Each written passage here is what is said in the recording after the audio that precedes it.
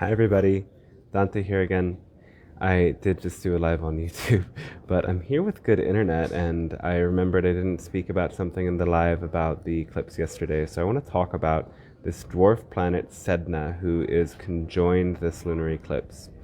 So Sedna is an Inuit goddess, and there's many different myths about her. But basically in these myths, which I posted also in the description, just one of them, that she does not want to marry any suitor. She is kind of like, no dad, like, I'm going to be independent. None of these people are good enough. And when she finally marries somebody, he doesn't end up actually being good enough. And then she comes to try to go back to her father, but she's cast off the boat for her stubbornness. But she's so resilient and strong, she tries to climb back on the boat.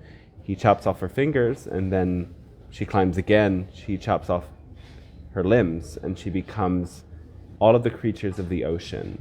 And hunters revere Sedna for the abundance that she brings and the spirit of the ocean she brings. And for the Inuits, the gods were not out there, but they were alive within everything in their lives.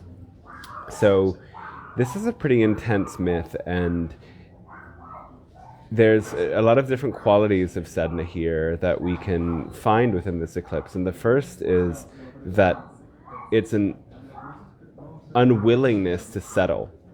And is that an unwillingness to settle, or is that a fierce kind of feminine independence that says, I'm going to have it my way, and if I don't have it my way, if I don't have the right man for me, I'm not going to have one at all. So there is, Sedna is reflecting a more stubborn quality of Taurus here. Sedna has been in Taurus our entire lives, because one Sedna year is around 11,000 years.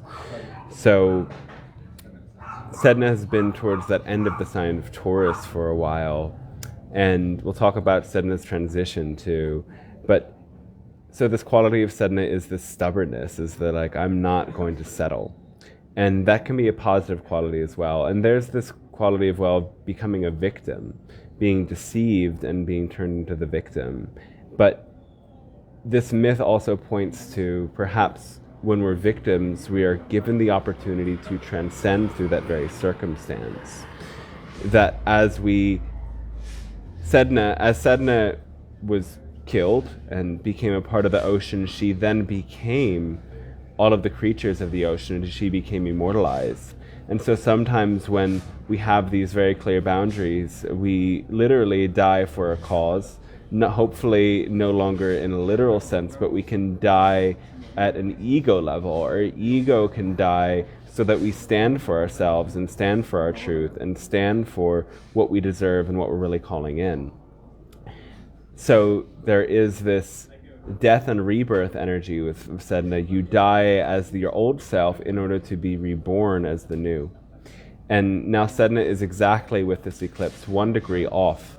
And so there might be this Sedna quality to it that is, again, about cultivating our own determination and strength to continue to be resilient, to say no to the things that don't work. And if we get cast off the boat, to climb back on, just knowing that we have to try, and it is that determination that leads us to, in a sense, become immortalized.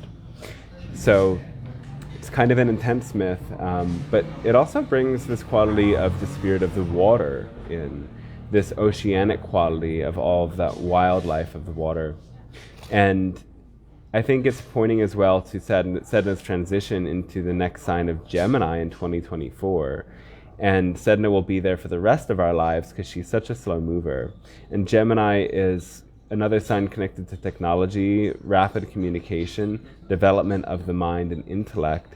And so you can see Sedna's transition into Gemini as a sort of movement towards being very much more technological mental culture.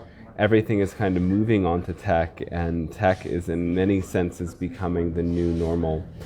And it's about learning how to work with that in ways that are actually healthy, and perhaps being determined to learn to use tech in ways that are actually helpful for us and not ways that are harmful.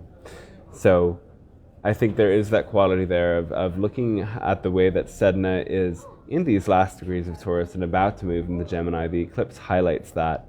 And also the moon is in this lunar nakshatra of Kritika, which is symbolized by the razor blade.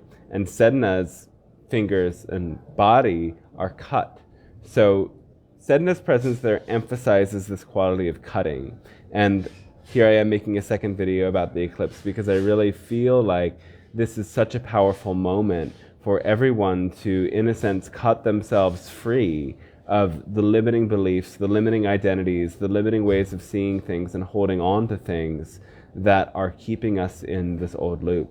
And, you know, for a lot of us are facing these ways that, you know, society, the man, the father, is forcing us now to conform and be immersed in what's conventional. And it is that determination that can lead us to greater struggle and maybe deception and maybe being cast out.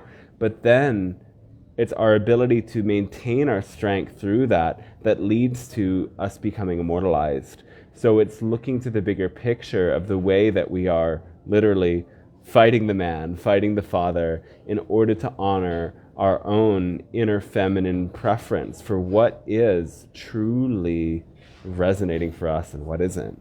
So the positive quality of Sedna is determination, is knowing what you want, is being so willing to go forward and try regardless, and saying no to everything that doesn't serve.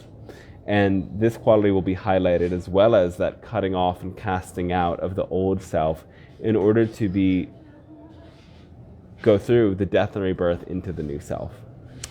That was just a quick little video.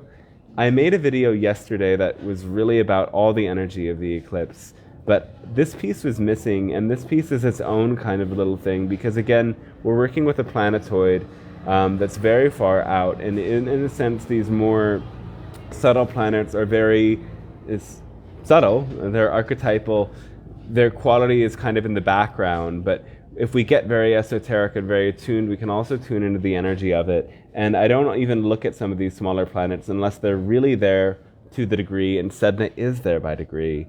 So I wanted to speak to that as well and highlight that quality. And I hope you enjoy this, and check out the longer video that I did yesterday as well. And know that for these 2 days before the eclipse, I'm doing discounts on reading, $33 for a half hour, $55 for an hour. If you want to dive in and see how this eclipse lands in your chart, hit me up and I will look forward to contacting you and working with you. So much love and many blessings, and have a brilliant rest of your day.